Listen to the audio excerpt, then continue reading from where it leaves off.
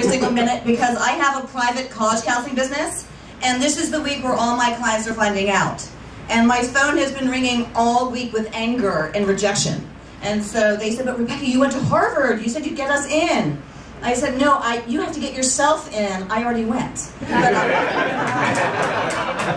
So this is a very important week for me because it was 20 years ago this week that I got my first marriage proposal.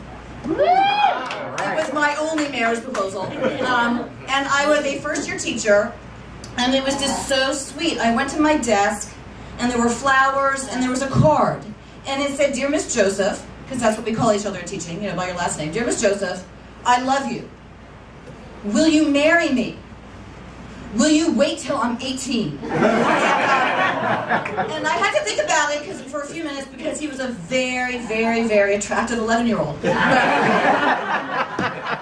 I was a 6th grade teacher, and I had to unfortunately say no because I do have standards that others in this city don't seem to follow. I know it's true. But when I started teaching 20 years ago, I was hired a week before the school year, given a former storeroom and a set of books.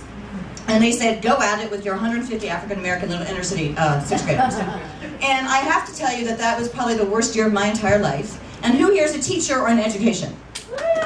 So do we understand what it's like to face 150 little 6th graders every day when you have no idea what you're doing?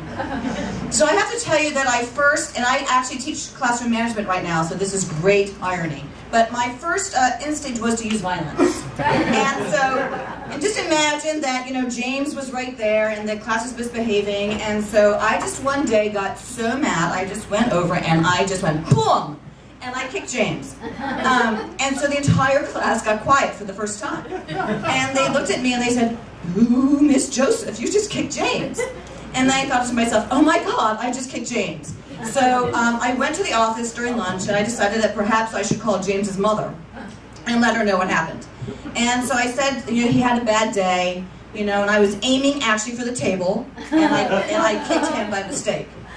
And then there was quiet, and she said, Miss Joseph, don't you ever lie to me again. I know my son. I would have kicked him too. And so I realized at that moment in time that I couldn't use violence. Because why repeat what they already have? And so I decided to use affection next. You know, I did a lot of hugging, a lot of, you know, just, you know, patting them on the shoulders. And then Mr. Stewart, my next door neighbor, came in and said, Miss Joseph, you realize that you have to stop hugging the 6th graders. And I said, why? He said, do you understand where the average 6th grader's boy's head hits? And I said, oh my God, that's why all the boys are behaving, and that's because they've been feeling me up for the past few weeks. So I moved away from affection to just old, good-fashioned, you know, trying just to teach. And then I began to get called into the office. They called me into the office because they said, Miss Joseph, you're using profanity. And I said, what? They said, somebody came in and said that you said the students were pissing you off. I said, they are pissing me off. They said, that's profanity. I said, where? Well, I guess in that neighborhood, pissing you off was profanity, so I had to X that off. Then I got called into the office because I had supposedly used the word damn. Well, first of all, I had. I had to teach a poem in the textbook called A Leak in the Dike. And imagine what 6th graders hear when they hear a leak in the dike. I lost complete and utter control. You know, little kids were saying, no, that's not possible for her to have his finger up a dike. She's a lesbian, she doesn't like that. I said, no, it's a dam, it's a dam, it's a dam. You know, it's in Amsterdam, in 1700, they have a dam that can save the city. And they said, Miss Joseph, you said dam. So I got called to the office for using the word dam, and I asked them what I was supposed to do. They said, just don't teach the poem ever again. And that was... And then my favorite one was, I had a student pop up in my room and her name was P-H-U-C. Oh. And yes, only in Baltimore could you have a name, P-H-U-C, that was not pronounced Fook. And so, I didn't know what to do, and I went to the office, I went and talked to people, and they said, you know, just deal with it. So for a week, I just said, fuck the entire week. I looked at them and I said, hey, do your work, fuck! You know, and I did it, and then I got called to the office, and they said, you know, Miss Joseph, you can't use the word fuck.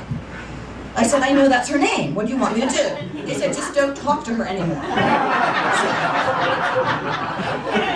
So my first year teaching, needless to say, I survived. And you know, I made it into several more years of teaching. And you know, 20 years ago, I was a hotter version of this. And so all of the teachers and their friends and the students' families wanted to fix me up. And so that's a dangerous thing, you know, when you want to, you know, stay away from where you work socially. But one time I almost said yes because the picture was gloriously handsome. And the problem was they wanted me to wait. And I said, why do you want me to wait? And is it because, you know, he's working, he's in the military? No, he's in prison. Can you wait for him to get out? And it was at that moment in time that I realized that no, I couldn't wait, and that I had to just graciously just say, you know, I really, you know, is he Jewish? No, and the answer was no, and I said, you know, I really only date Jewish men. And did you know that in the Jewish tradition, if you make 3 matches, you go to heaven? Is that, I mean, so in my life I'm making sure that none of my friends are going to heaven.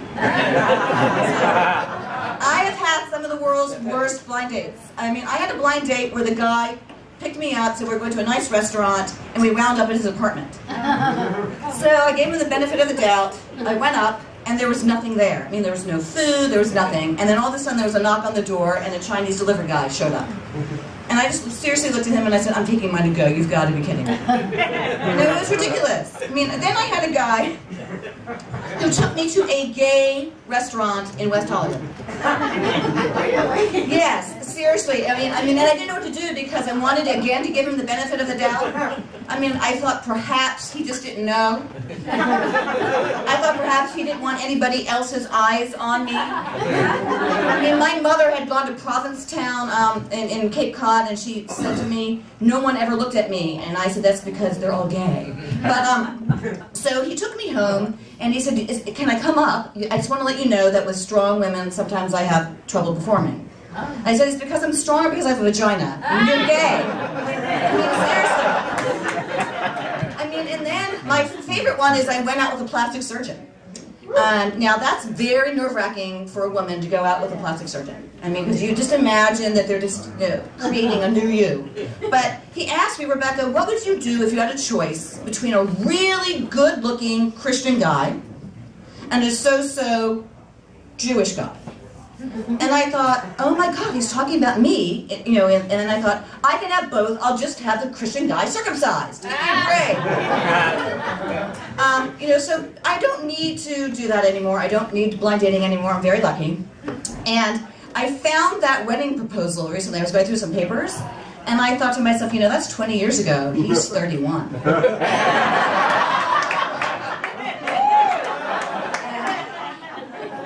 I saw another note that my 6th graders gave me my first year, and it said, Dear Miss Joseph, from all of us in the 6th grade, most of us will miss you. And I hope you're having a good night, so thank you very much. My name is Rebecca Joseph.